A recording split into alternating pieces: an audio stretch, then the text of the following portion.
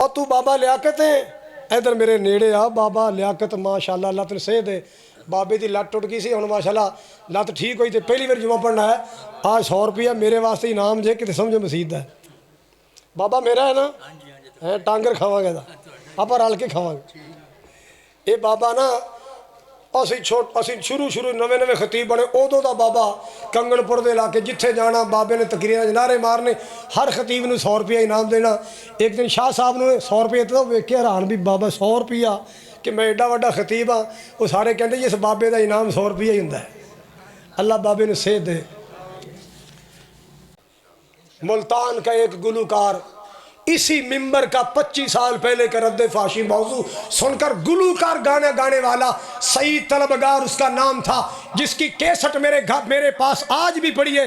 उसकी तस्वीर है, साथ लड़की की तस्वीर है, उसके अंदर उसके गाने हैं। अल्हम्दुलिल्लाह इस मस्जिद पत्तों की वाले मिंबर का खुतबा सुनकर उसने तौबा की, गुलूकारी छोड़कर दर्जियों का काम सीख लिया। लेकिन आज जो बेचारा परेशान होकर पाकिस्तान आया है उहदे वास्ते दुआ करना अल्लाह सईद की परेशानी दूर फरमाए, अल्लाह उहदे सारे मुश्किल मामले आसान फरमाए। मैं एक दफ़ा 7000 की खिदमत की, एक दफ़ा 10,000 मैंने इतों ईजी लोड कराया कि अपना इलाज करवा। अगर तू माहौल छड़िया, कल्चर छड़िया, बरादरी छड़ी, भैन भरा छड़े, असी तेरे भरा असी तेरी बरादरियाँ, इंशाअल्लाह तेरी कंड नहीं खाली रहन। वह एडा वड्डा दिल हो गया। मैसेज आया कारी साहब मैं दिन रात आपके लिए दुआएं करता हूँ और यारो असी तो तुरे ही दुआवां नाल फिरने हैं। गोलियां दियां बारिशां विचों मौला बचा लेंदा इत्थे दुआवां ने। मावां दुआवां कर रही ने, बुजुर्ग दुआवां कर रहे ने, भाई दुआवां कर रहे ने, भैणां दुआवां कर रही। दुआवां लिया करो, दीन दे नाल मुखलस हो जाओ।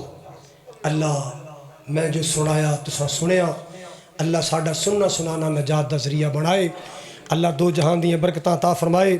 एक बीबी ने माशाअल्लाह मस्जिद वास्ते सोने की चूड़ी दी सी, 1,70,000 75,500 की माशाअल्लाह विकी है। उस मेरी भैन की अमानत अल्लाह के घर वास्ते आ 1 लाख रुपया किसी दोस्त ने भेजा। और तू बाबा लियाकत है इधर मेरे नेड़े आ बाबा लियाकत माशाअल्लाह अल्लाह तेन सेहत दे।